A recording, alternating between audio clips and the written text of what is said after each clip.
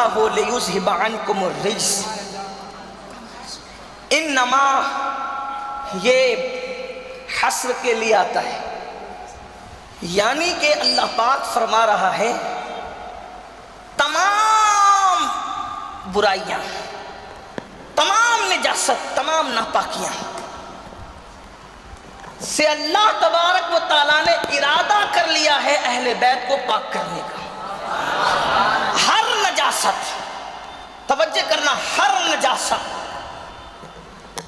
نجاست سے اہل بیت کو، ہر گندگی سے اہل بیت کو اللہ نے پاک کرنے کا فیصلہ کر لیا۔ حالانکہ یرید اللہ ہے، ارادے کا وہ ہے، لیکن چونکہ اللہ کا ارادہ ازلی ہے اور اللہ کا ارادہ جو ہے وہ ثابت ہو کر رہتا ہے، ایسا نہیں کہ معاذ اللہ انسانوں کے ارادے کی طرح الیاذ باللہ اللہ کا ارادہ ہے کہ اس کو کوئی توڑ دے۔ اللہ کا ارادہ کوئی توڑتا نہیں، وہ جب ارادہ فرماتا ہے تو اس کو پورا کرتا ہے۔ تو اللہ نے یہ ارادہ کیا کہ اس کی ترجمانی کر لے، اللہ نے فیصلہ کر لیا ہے کہ ہر گندگی سے، ہر نجاست سے اہل بیت کو پاک کریں۔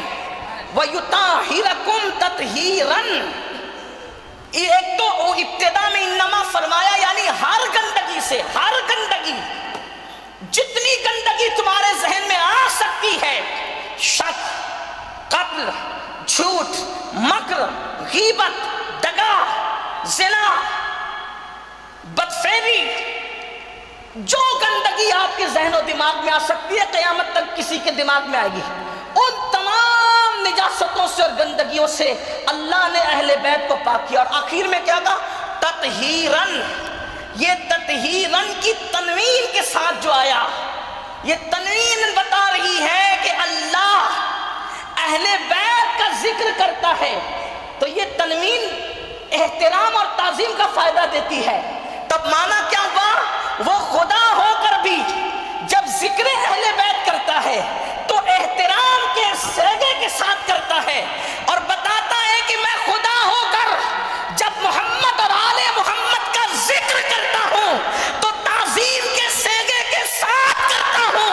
تو خدا کی قدرت جس کا احترام بتائے، ان اہل بیت کی عظمت اور بزرگی کا اندازہ کون کر سکتا؟ سبحان اللہ، نعرہ تکبیر۔ ہر گندگی سے، اسی لیے مفسرین لکھتے ہیں اہل بیت کے دل میں ایمان کے بارے میں کبھی شک نہیں آتا، یعنی جس سے اہل بیت اولین مراد ہے، جسے آل ابا اہل قصہ کہتے ہیں۔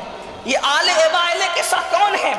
جب یہ آیت نازل ہوئی انما یرید اللہ لیذھب عنکم الرجس اہل البیت ویطہرکم تطہیرا، تو اس وقت یہ آیت اللہ اکبر، اس کے نزول کے بعد اللہ کے رسول علیہ السلام کے پاس ایک چادر تھی جو سیاہ بالوں والی تھی، یعنی کالی چادر تھی حضور کی۔ حضور نے کالی چادر کو اوڑھا اور اوڑھنے کے بعد سرکار نے فرمایا این فاطمہ، فاطمہ کہاں ہے؟ سیدہ نے کہا اب بابا جان میں حاضر ہوں۔ فرمایا این علی، این علی، علی کہاں ہے؟ کہا یا رسول اللہ میں حاضر ہوں۔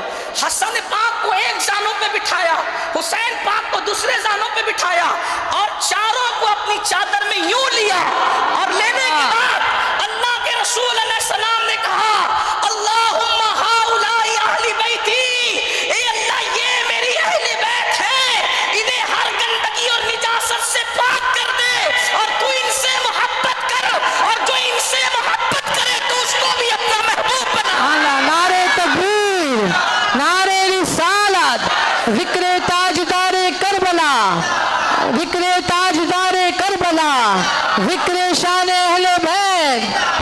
سبحان اللہ، سبحان اللہ کے رسول کہہ رہے اللہ جو ان سے محبت کرے تو اس کو محبوب بنا لے۔ اللہ کے محبوب بننے کا اس سے آسان طریقہ کیا ہے؟ اگر کوئی خدا کا محبوب بننا چاہتا ہے اس کو کرنا یہی ہے کہ وہ پنجتن سے محبت کرے، خدا اس کو اپنا محبوب بنا لے گا۔ اس لیے کہ رسول اللہ کی جو دعا ہے، حضور کی دعا کبھی رد نہیں ہوتی۔ میرے امام کہتے ہیں عنایت کا جوڑا،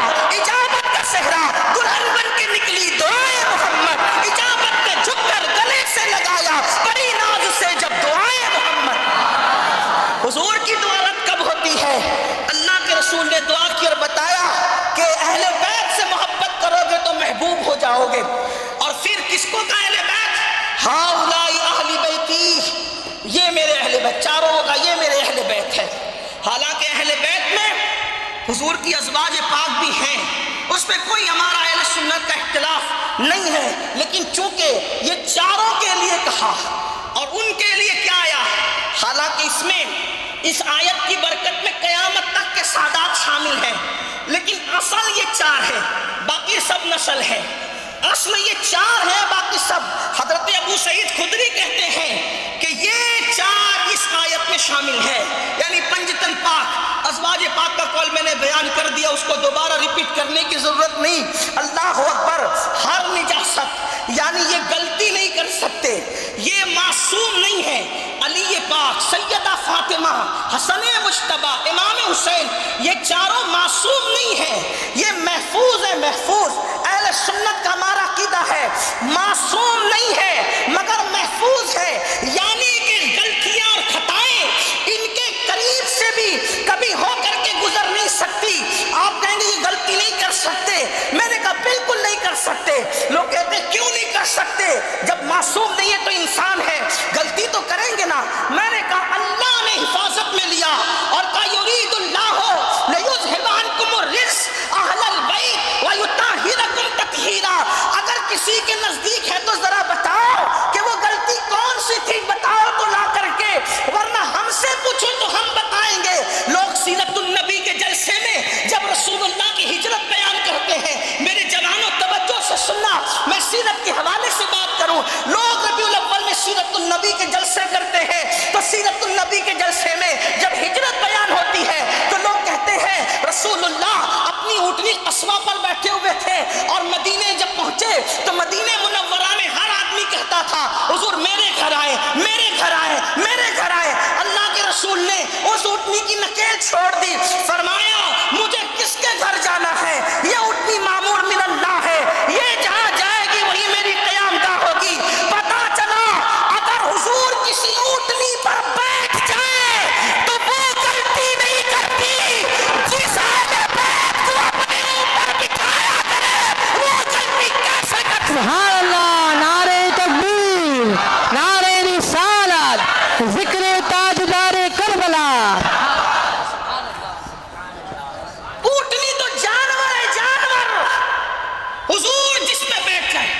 آپ کہیں گے جانوروں کو اتنا شعور آتا ہے؟ آپ حدیثیں اٹھا کے پڑھے، صحابہ کہتے ہیں حضور جس جانور پر بیٹھ جاتے تھے جتنی دیر تک اس جانور پر بیٹھے رہتے تھے وہ جانور نہ کبھی پیشاب کرتا تھا نہ کبھی لید کرتا تھا۔ جانور کو بھی اتنا عقل آ جاتی صرف بیٹھنے سے۔ توجہ کریں، جس پہ حضور بیٹھ جائیں اس کو خدا اتنا شعور دیتا ہے کہ کب پیشاب کرنا کب پخانہ کرنا حضور بیٹھے ہوئے ہیں۔ جانور کے لیے کیا ہے، امام صاحب کیا جانور کے لیے، مؤذن صاحب کیا جانور کے لیے، سید صاحب کیا جانور کے لیے، پیر صاحب کیا جانور کے لیے۔ اگر کوئی یہ سمجھتا ہے کہ ہم آسمان سے اتر کے آئے ہیں تو ایک بار ذرا گھوڑے کے پیچھے کھڑے ہو کے دیکھیں، تب اوقات پتہ چلے گی کہ جناب کرتے آپ کے ساتھ کیا ہے۔ لیکن قربان، یہ شان نبوت ہے، قدرت نے کیا شان دی۔ حضور جس پہ بیٹھ جائیں وہ رسول اللہ کے بیٹھنے تک نہ پیشاب کرتا ہے نہ پخانہ کرتا ہے، اور اس کے لیے حضور کہتے ہیں معمور من اللہ ہے، اللہ کی طرف سے اس کو حکم ہے، یہ کہاں جائے کہاں نہ جائے۔ آپ سے پوچھتا ہوں، اونٹنی تو ہی تھی، کسی یہود کے آنگن میں جا کے بیٹھ جاتی، وہ کہتا میں نے آپ کو نہیں ٹھہرانا، لیکن حضور کو یقین کتنا ہے جس پر میں بیٹھوں گا وہ غلطی نہیں کرے۔ توجہ کرتے جانا، توجہ کرتے جانا میری قوم کے جوانوں۔ لوگوں کو کیا سمجھ ہے، یوں کہا کرتے ہیں سنی، اہل بیت کی داستان ہم یوں کرتے ہیں اس لیے کہ ہمارے یہاں بناوٹی رونے دھونے کا کوئی تصور نہیں ہے۔ ہم پوری دیانتداری سے، کیونکہ اہل بیت کی محبت کو ہم سیاست نہیں سمجھتے، محبت اہل بیت کو ہم عبادت سمجھتے ہیں۔ حضور کو کتنا یقین تھا کہ اونٹنی بیٹھی، کسی یہودی کے گھر بھی بیٹھ سکتی تھی، وہ کہتا میں نے نہیں رکھنا آپ کو معاذ اللہ، لیکن حضور کو یقین تھا یہ ہوگا نہیں۔ اور اونٹنی بیٹھی کہاں، اسی ابو ایوب کے گھر میں جو اصل میں تھا حضور کا گھر۔ اب میں اس کی تفصیل میں نہیں جاؤں گا کہ وہ حضور کا گھر کیسے تھا، اس کی تفصیل میں نہیں جاتا، لیکن اور بیٹھنے کے بعد حضور کی ایک امانت بھی ابو ایوب کے پاس تھی. حضور جب اتر کر کے ابو ایوب انصاری کے گھر پہنچے تو وہ ابو ایوب تم میری امانت نہیں دو گے؟ اس کی رسول اللہ کون سی امانت؟ آپ تو آئی مدینے میں پہلی مرتبہ تھے، کون سی امانت؟ فرمایا وہ تبا کا جو خط تھا نا، جو اس نے لکھ کر کے دیا تھا کہ میں آپ پہ ایمان لاتا ہوں، آپ میری شفاعت فرمائیں، وہ امانت تو دے دو. اللہ اکبر. آپ اندازہ کریں، اب ذرا دھیان سے سنیں. حضور جانور پہ بیٹھیں، وہ جانور خطا نہیں کرتا، وہ جانور غلطی نہیں کرتا. حضور جن کو اپنے اوپر بٹھائیں، توجہ کریں، جن کو اپنے اوپر بٹھایا وہ 3 لوگ ہیں. ایک علی مرتضی ہے. کب بٹھایا؟ فتح مکہ کے دن. فتح مکہ کے دن پہلے کہا ابو بکر، پہلے کہا علی میرے کندھے پہ چڑھو اور یہ بت توڑو. عرض کی یا رسول اللہ میں آپ کے کندھے پہ کیا چڑھوں؟ آپ میرے کندھے پہ چڑھیں. پہلے علی نے اپنے کندھے پہ حضور کو چڑھایا. جیسے حضور ان کے کندھے پہ پیر رکھتے ہیں، حضرت علی مرتضیٰ کہتے ہیں میری ٹانگیں کانپنے لگی، میرے پیر کانپ گئے. کیوں؟ خیبر کا دروازہ اٹھانا اور بات ہے، بار نبوت اٹھانا اور بات ہے. خیبر کا دروازہ اٹھاڑ کے ڈھال بنائی. ایک روایت ہے کہ اکھاڑ کے پھینکا، ایک روایت ہے کہ ڈھال بنائی. اور ڈھال بنانا کس کو کہتے ہیں؟ ڈھال جو ہوتی ہے نا، اس کو ایک ہاتھ میں لے کر کے دوسرے ہاتھ میں تلوار. علی ڈھال بنا کر کے خیبر کے دروازے کو لڑ رہے ہیں، اور جب اس کو اٹھا کر کے پھینکا تو اس کو 40 آدمیوں نے بعد میں اٹھایا. اور علامہ نقی علی خان امام المتکلمین کے قول کے مطابق 70 لوگوں نے مل کے اٹھایا. بلکہ امام المتکلمین ایک مقام پہ کہتے ہیں کہ 70 بھی اٹھا نہ سکے. جس کو 70 نہ اٹھا سکے اس کو اکیلے علی مرتضیٰ نے اکھاڑ کر اس کو ڈھال بنایا. یہ طاقت ہے علی کی. لیکن جب حضور کو اٹھانے کی بات آئی تو پیر کانپ گئے، اور مولا علی کہتے میں بیٹھ گیا کہ میری ٹانگیں نہ ٹوٹ جائے. بیٹھ گیا. پھر حضور نے جو ہے وہ زمین پر تشریف لائے، فرمایا علی میرے کندھے پہ چڑھو. یہ نصیب اہل بیت کی. کجا یزید، کجا حسین. کہاں گندگیوں کی انتہا یزید، کہاں پاکیزیوں کی انتہا. جس پہ کفر بھی آر کرے وہ یزید، اور جو جان ایمان ہو وہ حسین. کہاں یزید جو سرجون بن منصور جیسے یہودی کی گود میں پلا. یزید کو حوالے کر دیا گیا تھا سرجون کی، آپ تاریخ اٹھا کے پڑھیں. جس کی گود میں پلا وہ سرجون بن منصور یہودی تھا. اور کہاں حسین؟ گود تو دیکھیں، کہاں سرجون جیسے شرابی پاپی کی گود، اور کہاں رسول اللہ کی معصوم گود. یہ تو وہ حقائق ہے جس کا آپ انکار نہیں کر. جو سرجون کی بات میں کر رہے ہیں وہ ابن کثیر نے لکھی. اسی طریقے سے اقد الفرید میں بھی ہے.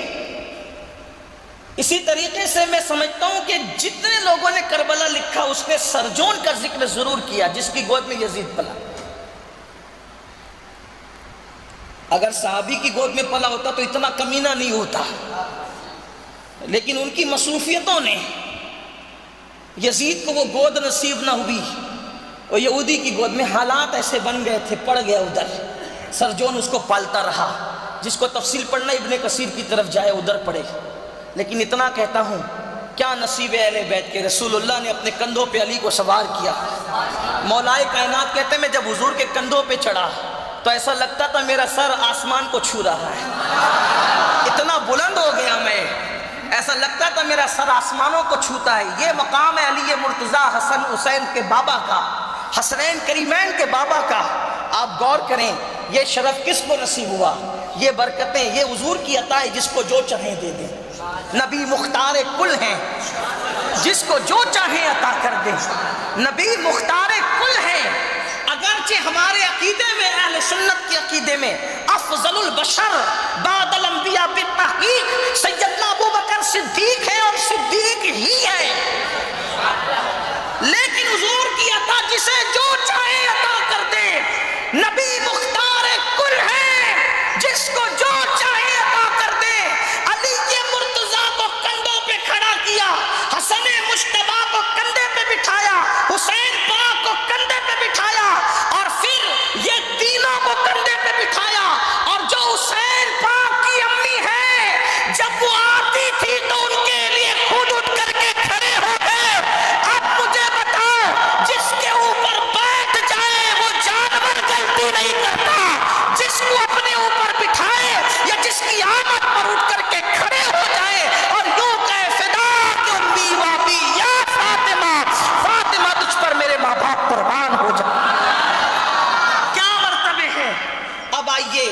یہ تو ایک بات ہو گئی کہ اللہ نے ہر گندگی سے ان کو پاک کر دیا، وہ غلطیاں نہیں کرتے، غلطیوں کا تصور وہاں سے کبھی گزر کے بھی نہیں جاتا۔ وجہ کیا ہے؟ اس لیے کہ غلطیاں خون کرواتا ہے توجہ۔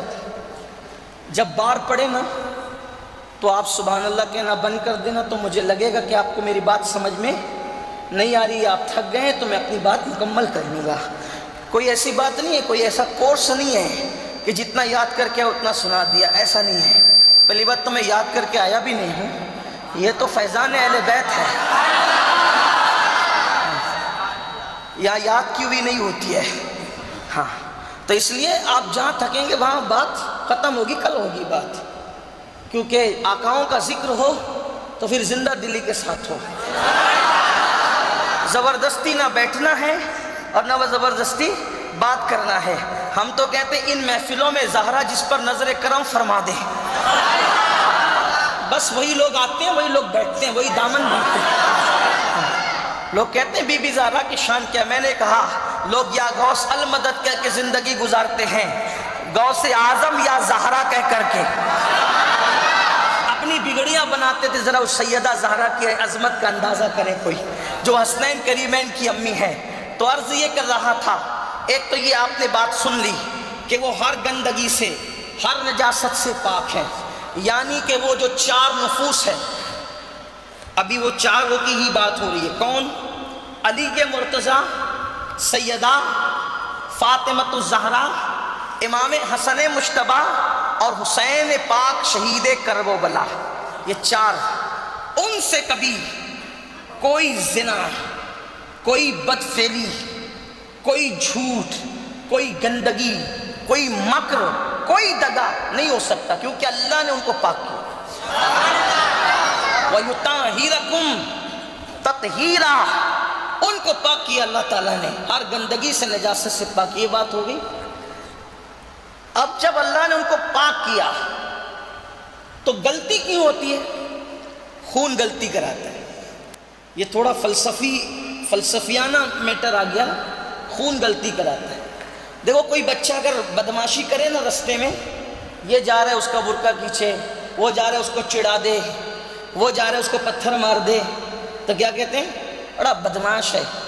تو کوئی ادھر سے کہتا ہے خون کا اثر ہے۔ اثر کس کا ہوتا ہے؟ بچپنے میں کوئی مستی تھوڑی سکھاتا ہے، خون کا اثر، جیسا خون ویسا اثر، خون کا اثر ہوتا ہے۔ اب خون بنتا ہے 2 چیزوں سے، ایک تو باپ کی رگوں کا خون، یہ آ جاتا ہے۔ اب وہ بڑھتا ہے روٹی سے، کھانے سے۔ بنیادی طور پہ خون کہاں سے آتا ہے؟ ماں اور باپ سے۔ باپ کا خون، ماں کا خون، دونوں ملتے ہیں تو بنتا ہے، توجہ کرنا، انسان۔ اب وہ 3-4 کلو کا بچہ پیدا ہو گیا، اب ماں باپ کا خون کا تعلق تو اب کہاں سے ڈالیں گے؟ اس میں نہیں ڈال سکتے، جو بننا تھا بن گیا۔ اب اس میں بڑھاتا کون ہے خون؟ روٹی، اناج۔ تو اگر سٹے کا دھندا ہے، جوا کا دھندا ہے، گیم کا دھندا ہے، چوری کا دھندا ہے، لٹیری کا دھندا ہے، پاپ یعنی حرام مال ہے، تب اس کے اندر ڈالا جا رہا ہے، تو وہ بھی خون تو تھا ٹھیک ٹھاک، لیکن اب اس نے اس کو گندا کرنا۔ جیسے ایک کٹورے میں پانی اچھا تھا، کسی نے ایک قطرہ پیشاب ڈال دیا، ہو گیا نا ناپاک۔ پہلے تو اچھا تھا لیکن بعد میں ڈال دیا تو ناپاک ہو گیا۔ اسی لیے حرام کمانے والوں کے بچے جوان ہو کر ماں باپ کے وفادار نہیں ہوتے۔ اگر وہ توبہ کر لے تو پھر بات الگ ہے، معاملہ بدل جاتا ہے۔ اسی لیے لوگوں سے کہا جاتا ہے حرام نہ کھایا کرو، بچے بے وفا ہوں گے۔ جب بعد میں بچے بڑے ہو کر کے جب لات مارتے ہیں تو لوگ رو کے کہتے ہیں بچے نے نکال دیا، تو کہیں تو نے حرام تو نہیں کھلایا تھا۔ یہ بات یاد رکھنا، خون میں اگر حرام شامل ہوگا وہ اپنا اثر دکھائے گا۔ اب سنیے، غلطی کون کرواتا ہے؟ اب اگر لقمہ حلال ہے، پیور ہے، لقمہ مضبوط ہے، ایک دم حلال کا ہے، تو وہ لقمہ بھی جو ہے اچھے کام کرواتا ہے، خون بنتا ہے۔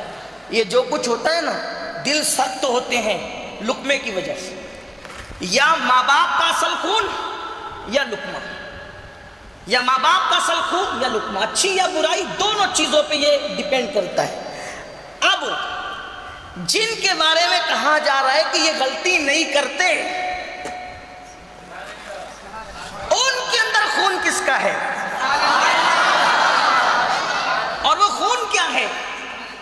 ان میں خون کس کا ہے، وہ خون کیا ہے؟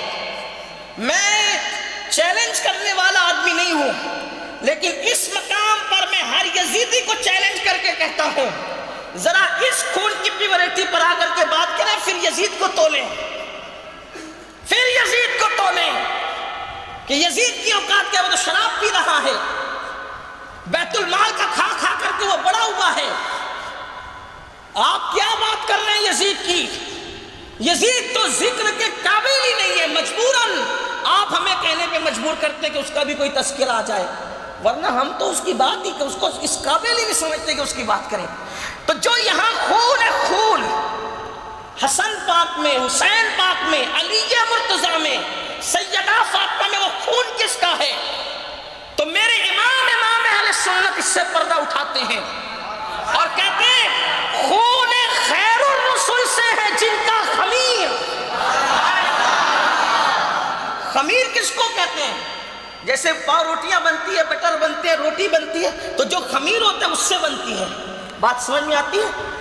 خمیر سے چیز بنتی ہے، جس کا خمیر ہوگا، آٹا گیہوں کا ہوگا خمیر، گیہوں کی چیز بنے گی، جو کا ہوگا خمیر، جو کی چیز بنے گی، باجرہ کا ہوگا خمیر، باجرہ کی چیز بنے گی۔ یہ چار تن کیسے بنے؟ تو کہا خون خیر الرسل سے ہے جن کا خمیر، ان کے خمیر کے اندر رسول کا صرف خون نہیں ہے، اگر رسول کا ہوتا تو بھی بڑی بات تھی، جس کا خون ہے وہ صرف رسول نہیں بلکہ خیر الرسل ہے، سارے رسولوں میں سب سے بہتر رسول ہے، سب سے اعلیٰ و اعلیٰ ہمارا نبی، سب سے بالا و اعلیٰ ہمارا نبی، اپنے مولا کا پیارا ہمارا نبی، دونوں عالم کا دولا ہمارا نبی، خلق سے اولیاء، اولیاء سے رسول اور رسولوں سے اعلیٰ ہمارا نبی، جس نے ٹکڑے کیے ہیں قمر کے وہ ہے، نور وحدت کا ٹکڑا ہمارا نبی، بجھ گئی جس کی آگے سبھی مشعلیں، شمع وہ لے کر آیا ہمارا نبی، سب چمک والے اجلوں میں چمکا کیے، اندھے شیشوں میں چمکا ہمارا نبی، کون دیتا ہے دینے کو منہ چاہیے، دینے والا ہے سچا ہمارا نعرہ رسالت، ذکر تاجدار کربلا سید امین القادری صاحب قبلہ، نعرہ تکبیر، نعرہ رسالت۔ خیر الرسل کا خون جن کے اندر ہے، خیر الرسل کا خون جن کے اندر ہے، آپ کا خون نکلے تو آپ کا وضو ٹوٹ جائے، میرا خون نکلے تو میرا وضو ٹوٹ جائے، ٹھیک ہے؟ اور ہمارا آپ کا خون ہے ناپاک، قرآن کہہ رہا ہے حرام ہے وہ، بلکہ خون تو قرآن کی نص سے حرام ہے نا؟ سورۃ المائدہ اٹھا کر کے آپ پڑھیں، جن چار چیزوں کو قرآن نے حرام کہا ہے، قرآن کی نص نے، اس میں سے کیا ہے؟ دم، خون حرام ہے، اس کو پی نہیں سکتے، حرام ہے، کھا نہیں سکتے، نہ خود کا نہ دوسرے کا، ایسا حرام، نکلے تو وضو توڑ دے، ایسا حرام۔ لیکن خیر الرسول کا خون، خیر الرسول کا جو حسنین کے اندر ہے، علی کے اندر ہے، آپ کہیں گے آپ علی کو یہاں کہاں سے لائے، علی کے اندر کیسے خون ہے؟ آئیے ذرا مطلع القمرین جو امام اہل سنت کی کتاب ہے، اس میں میرے امام نے حدیث نقل کی، اللہ کے رسول نے فرمایا سب لوگ الگ الگ درختوں سے ہے، الگ الگ شاخوں سے ہے، آقا فرماتے میں اور علی ایک درخت کی دو ٹہنی کا نام ہے، میں اور علی ایک درخت کی دو ٹہنی کا نام ہے۔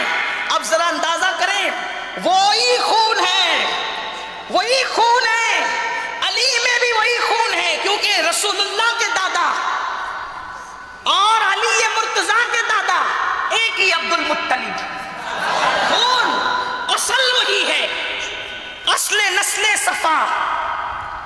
یہ میرے امام نے جو ہے وہ مولائے کائنات کے لیے بیان کیا، اللہ اکبر، خون ایک ہی علی مرتضیٰ رسول اللہ میں اور وہی خون سیدہ فاطمہ میں، اور پھر وہ دونوں کے ذریعے سے حسنین کریمین سیدہ زینب، ابھی ذکر حسنین کریمین کا ہوتا ہے، کل وقت رہا تو سیدہ پاک کا بھی، سیدہ زینب کا بھی ذکر کر لیں گے، اپنی آخرت کو سنوارنے کے لیے، اپنے سوئے ہوئے مقدر کو بیدار کرنے کے لیے۔ اس لیے کہ لوگ کہتے ہیں اصحاب کہف ہے، میں نے کہا اصحاب کہف وہ تھے جو عیسیٰ علیہ السلام کی امتی، چند جوان تھے جو اپنا ایمان بچانے گئے تھے، اپنا ایمان بچانے گئے، غار میں چھپ کے سو گئے، ان کا نام لینے سے بلائیں ٹلتی ہے۔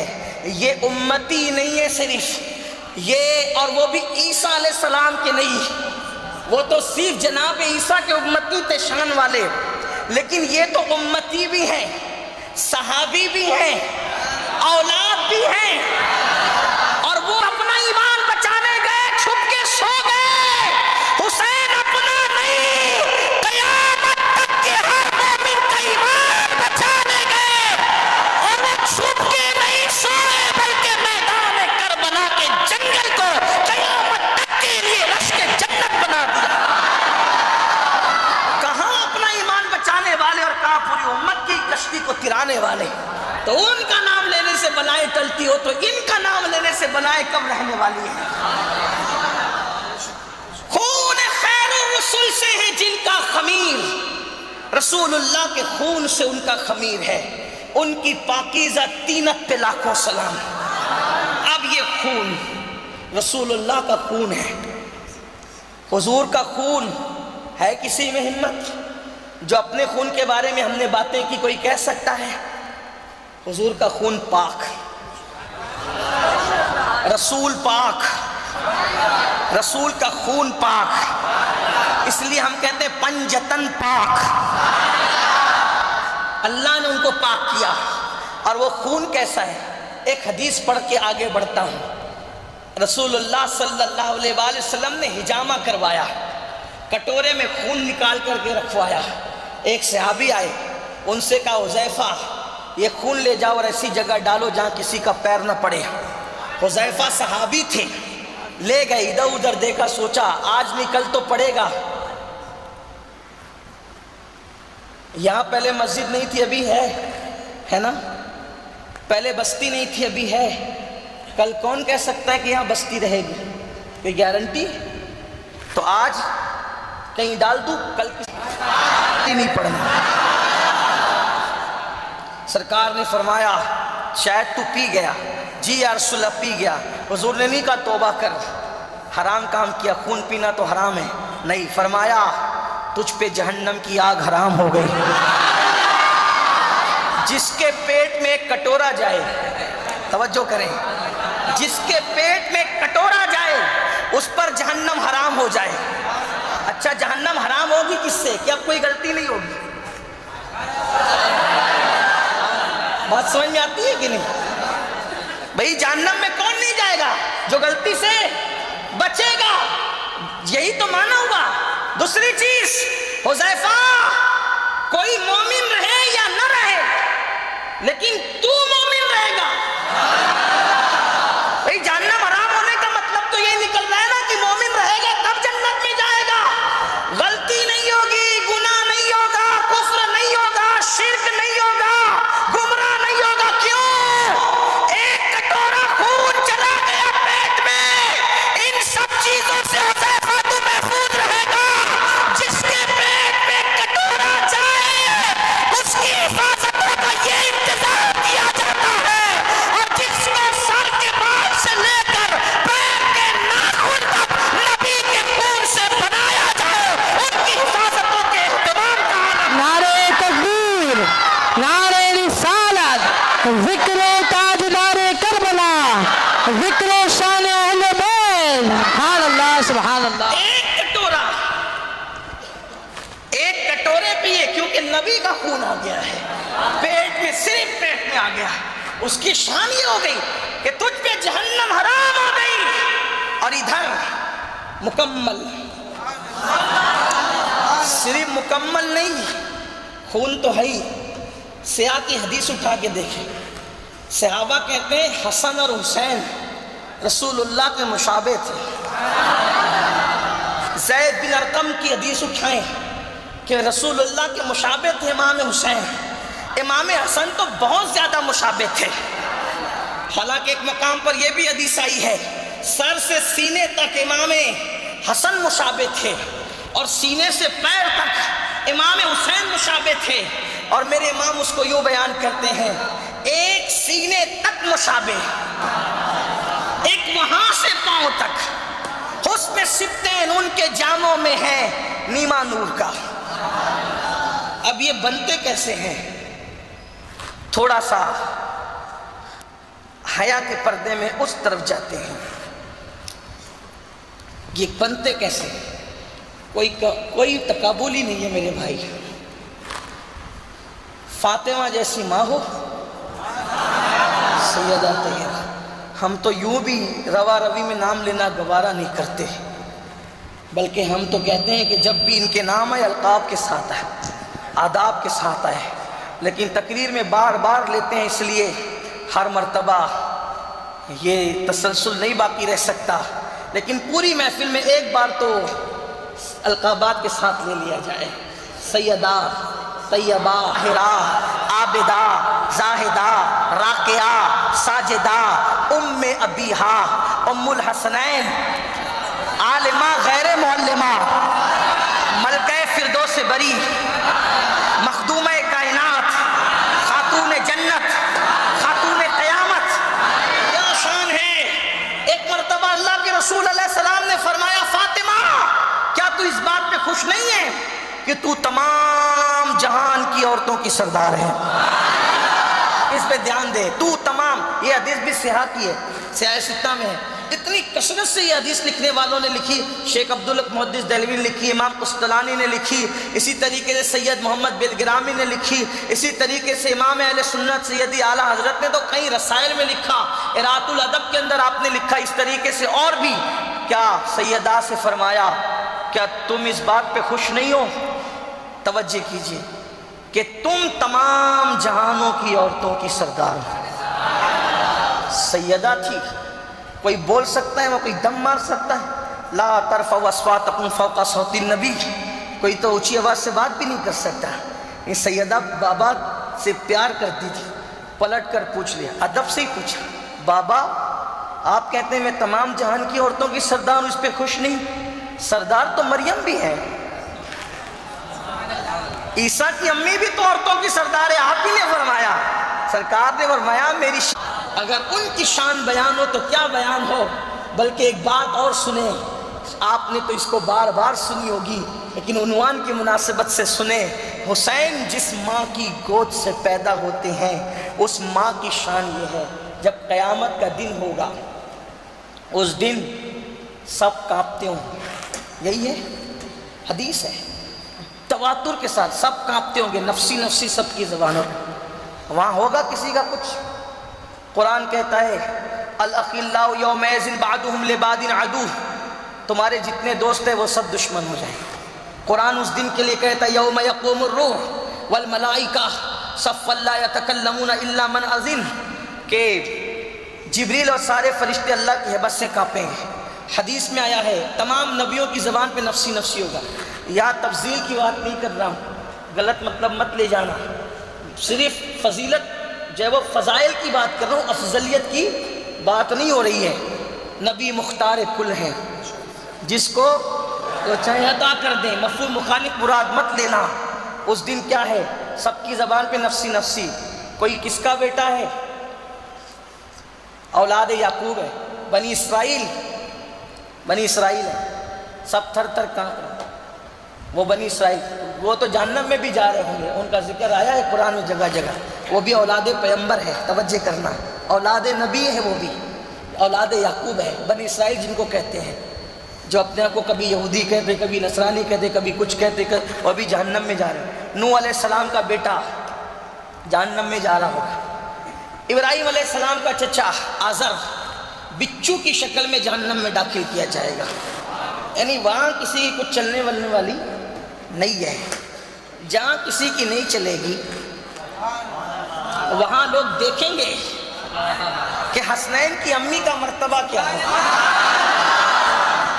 لوگ اس پر اندازہ کریں۔ یہ روایت میں پڑھ رہا ہوں ابن حجر کی مشہور کتاب الصواعق المحرقہ سے، اور بڑی کتابوں میں بھی یہ روایت موجود ہے، بہت سی کتابوں میں، لیکن جس کو حوالے تک پہنچنا ہے میں نے ایک کتاب کا نام لیا، گھر جا کر کے دیکھنا، اور حوالے آپ کو، اب تو انٹرنیٹ کا دور ہے، یہ حدیث آپ ڈال دیں تو آپ کو سارے حوالے مل جائیں گے، حوالہ تلاش کرنا بہت آسان ہے۔ جب سب کی وہاں کسی کی کچھ چلتی نہیں ہوگی تو حسنین پاک کی امی پل صراط سے گزرے گی، اور جب پل صراط سے لوگ گزریں گے تو کیسے گزریں گے پتہ ہے؟ حدیث پاک میں آگے کوئی کٹ کے گرے گا اندر، وہ جہنم کے اوپر ایک پل ہے، بال سے زیادہ باریک، تلوار سے زیادہ تیز، کٹ کٹ کے گریں گے۔ نمازیوں کی بھی کوئی رعایت نہیں ہے، روزے داروں کی بھی کوئی رعایت نہیں ہے۔ اس دن جس سے رب راضی ہے بس اسی کا بیڑا پار ہے، کوئی اپنے عمل پہ نہ اترائے، اس لیے کہ پل صراط کا معاملہ ہے، پل صراط کی بات ہے، اس لیے کہ یہاں شاعری کرنا آسان ہے، لیکن وہاں گزریں گے تب پتہ چلے گا کہ حالت کیا ہوگی، حیثیت کیا ہوگی۔ کوئی گھٹنوں کے بل اور ہاتھ کے بل چلے گا، کوئی اپنے آپ کو مانڈیوں کے بل گھسیٹتا ہوگا۔ پل صراط کے بارے میں حدیث اٹھا کے دیکھیں، حشر نشر کے بارے میں امام جلال الدین سیوطی نے 2-3 کتابیں ایک ساتھ لکھی ہے، اس کی طرف آپ رجوع کریں تو پتہ چلے گا۔ پل صراط کا ذکر آتا ہے تو رونگٹے کھڑے ہوتے ہیں کہ بڑے بڑے لوگوں کے پانی پیتے پانی ہو رہے ہوں گے، لیکن ایک ہی خاتون ہے، بس ایک ہی خاتون ہے، ایک خاتون، جب وہ پل صراط سے گزرے گی، اور وہ ہے حسنین پاک کی امی، رسول اللہ کی شہزادی، جب وہ گزرے گی، اکیلے نہیں گزرے گی، پہلی بات تو 70,000 حوریں ان کو اپنے جھرمٹ میں گھیرے ہوئے ہوگی۔ آپ کس حسین کو جانتے ہیں اور آپ کس حسین کی بات کرتے ہیں؟ وہ ان کو تو پانی نہیں ملا تھا، پانی کو ترس رہے تھے۔ میں نے کہا واللہ اگر امام حسین چاہ لیتے تو حسین پاک کا بچہ جہاں ٹھوکر مارتا وہیں سے پانی کے چشمے جاری ہو جاتے۔ اور وہ حسین جس کا کسی نے ساتھ نہیں دیا، بیچارہ بے کس اور بے بس مر گیا۔ میں نے کہا جنات کا سردار، اٹھا کے حدیث سے دیکھو، تم نے تعصب کیا ہے، جنات کا سردار پورا لشکر لے کر کے آیا، کہا مولا حکم ہے تو ابھی ان کو چٹکیوں میں پیس دے۔ حسین نے کہا مجھے تیری مدد کی ضرورت نہیں ہے، یہاں کرامت دکھانے نہیں، یہاں نبی کے خون کی اصلیت دکھانے آیا۔ اللہ، نعرہ تکبیر، نعرہ رسالت، ذکر تاجدار کربلا۔ جنات کے سرداروں کا نہیں، لوگ کہتے ہیں کوئی مدد کو نہیں آیا کوئی، میں نے کہا بلایا نہیں، بلایا نہیں، بلایا نہیں۔ لوگ کہتے ہیں کربلا میں کوئی نہیں آیا، میں نے کہا کوئی دن کربلا خالی ہو تو بتا۔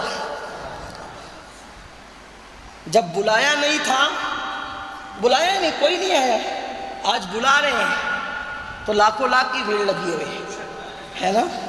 جس کو چاہا، جس کو چاہا۔ اب مجھے تو چونکہ سنی ہوں نا، میں تو کہتا ہوں کہ حسین پاک کے بلانے کی تو بات کرتا ہے۔ میرے غوث نے شیخ عبد القادر جیلانی جو 11ویں نمبر کے بیٹے ہیں، انہوں نے اپنا پیر ان لوگوں کی گردن پہ رکھنے کے لیے بلایا۔ قدمی حاضی علی رقبت کل ولی اللہ، کہا میرا یہ قدم ہر ولی کی گردن پہ۔ شیخ عبدالحق محدث دہلوی کہتے ہیں زمانے کے سارے ولی آ گئے، فرشتے آ گئے، پورا افق بھر گیا، جگہ نہیں رہی، ارے گردن جھکانے کے لیے بیٹا بلائے تو اتنے آتے ہیں، اگر گردن کٹانے کے لیے دادا بلاتا تو کتنے تشریف لائے۔ وہاں لڑنا ہی نہیں تھا، ورنہ ایک جوان ہی کافی تھا۔ اللہ اکبر۔ تو بات دور نکلتی، میں بات سمیٹوں، چونکہ وقت پہ گفتگو ختم کرنا ہے۔ اگر آپ اللہ توفیق دے تو کل بھی آپ تشریف لائیں گے، میں کل کربلا کا ذکر اللہ نے چاہا تو اس کی توفیق سے کروں گا، بلکہ بعد کربلا کو آپ کے سامنے کچھ پیش کرنے کی سعادت حاصل کروں گا۔ عرض یہ کر رہا تھا کہ وہ حسین پاک کی امی 70,000 حوروں کے جھرمٹ میں پل صراط سے گزرے گی، اور کس شان سے گزرے گی۔ عرش کے نیچے سے ندا کرنے والا ندا کرے گا۔ اچھا حدیث میں نہیں بتایا گیا کہ بولے گا کون، حدیث میں نہیں بتایا گیا۔ عرش کے نیچے سے آواز آئے گی، کون بولے گا؟ یہ صوفیہ نے بیان کیا ہے، لیکن میں ابھی نہیں بیان کروں گا۔ آقا فرماتے عرش کے نیچے سے ایک صدا آئے گی، محشر والوں اپنی گردنوں کو جھکا لو، آنکھوں کو بند کر لو، فاطمہ بنت محمد پل صراط سے گزر رہی ہے، پورا محشر حسنین کی ماں کے نام پہ اپنی گردن کو جھکائے گا، تب سیدہ فاطمہ بجلی کی طرح پل صراط سے گزر جائے گا۔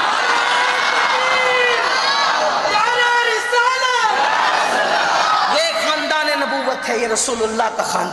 ہمارا اتنا نصیبہ بلند ہے کہ اللہ نے ہمارے ہاتھ میں اہل بیت کا دامن عطا کیا۔ جب سے ملا ہے دامن آل رسول کا، بے فکر ہو گیا ہوں شفاعت کی فکر سے، اور اس پر دوہرا شکر یہ ہے کہ اہل بیت کا دامن صرف نہیں، ایک ہاتھ میں اہل بیت رسول کا دامن ہے تو دوسرے ہاتھ میں اصحاب رسول کا دامن ہے۔ اہل سنت کا ہے بیڑا پار، اصحاب حضور نجم ہے اور ناؤ ہے، عطرت رسول اللہ کی تو اللہ اکبر۔ سیدہ ایسی، اور کیا ان کی شان بیان کروں، اسی پہ رکتا ہوں۔ بابا ایسا، آقا فرماتے ہیں میرا علی سب سے پہلے حوض کوثر پر آ کر اپنی اولاد کے ساتھ مجھ سے ملاقات کرے گا۔ اسی لیے میرے امام نے کہا ساقیے شیر و شربت پہ لاکھوں سلام، مولا علی حوض کوثر پر لوگوں کو جام پلا رہے ہوں گے۔ اور علی پاک کی شان کیا ہے ذرا وہ بھی سنیں، اور اس حدیث کو کون بیان کر رہا ہے؟ علی مرتضیٰ کی صدیق اکبر بیان کر رہے ہیں۔ صدیق اکبر بیان کرتے ہیں تو جلنے والے جلتے ہیں، علی پاک کی شان صدیق بیان کرتے ہیں اور صدیق کی شان علی مرتضیٰ بیان کرتے ہیں۔ ہم نے جب سے کتابوں میں پڑھا کہ علی کی شان صدیق، صدیق کی شان علی، تو ہم نے کہا نہ ان کو چھوڑیں گے نہ ان کو چھوڑیں گے، دونوں کی سنت پہ عمل کریں گے۔ ہم لوگ کانے نہیں ہیں، کانے نہیں ہیں۔ اللہ نے ہمیں دو آنکھیں دی، ایک اہل بیت اور ایک اصحاب مصطفیٰ۔ الحمدللہ نصیب والے ہیں۔ صدیق اکبر مولا علی کو دیکھ کے مسکراتے ہیں۔ سرکار علی پاک نے پوچھا ابوبکر کیوں مسکرا رہے ہو؟ تو کہا کہ حضور نے مجھے بتایا کہ علی جس کو چٹھی دیں گے پل صراط سے صحیح سلامت وہی گزرے گا۔ پل صراط سے گزرنا ہے، علی اس کے بچوں سے مت جھگڑا کیا کرو۔ ہاں، شربت نہیں بنا سکتے مت جھگڑو، نیاز نہیں تقسیم کر سکتے مت جھگڑو۔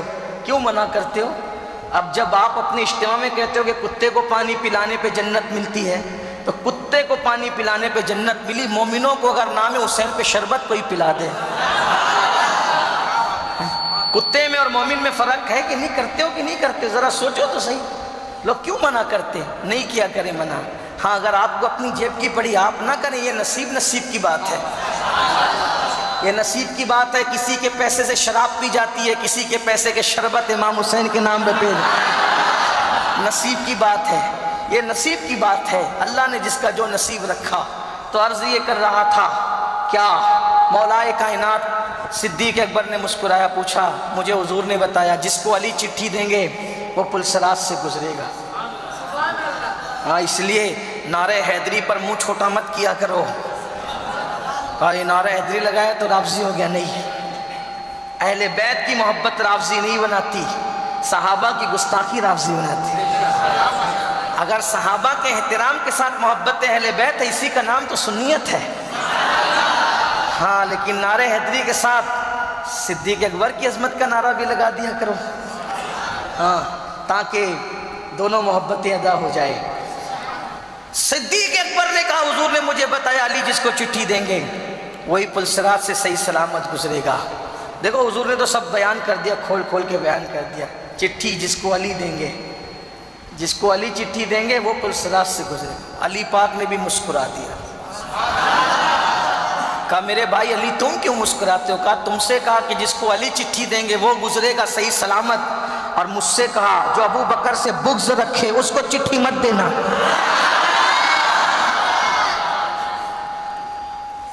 یہ ہے حسین پاک کے بابا، اور کیا ان کی شان بیان ہو۔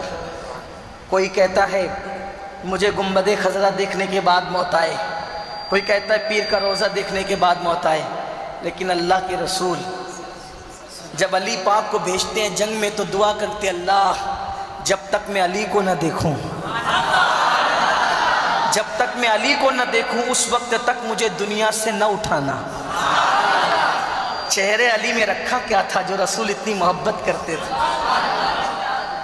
چہرے علی میں رکھا کیا تھا جو حضور اتنی محبت کر دعا کر رہے اللہ اس وقت تک تو مجھے دنیا سے نہ اٹھانا۔ یہ حدیث میں کہاں سے پڑھ رہا ہوں؟ مطلع القمرین سے، تُس کے مرتضوی سے پڑھ رہا ہوں۔ تُس کے مرتضوی لکھی ہوئی ہے مولانا حسن بریلوی کی، مطلع القمرین لکھی ہوئی ہے امام اہل سنت کی، اور بھی کتابوں میں ہے لیکن سنیوں کے لیے دو حوالے کافی ہے۔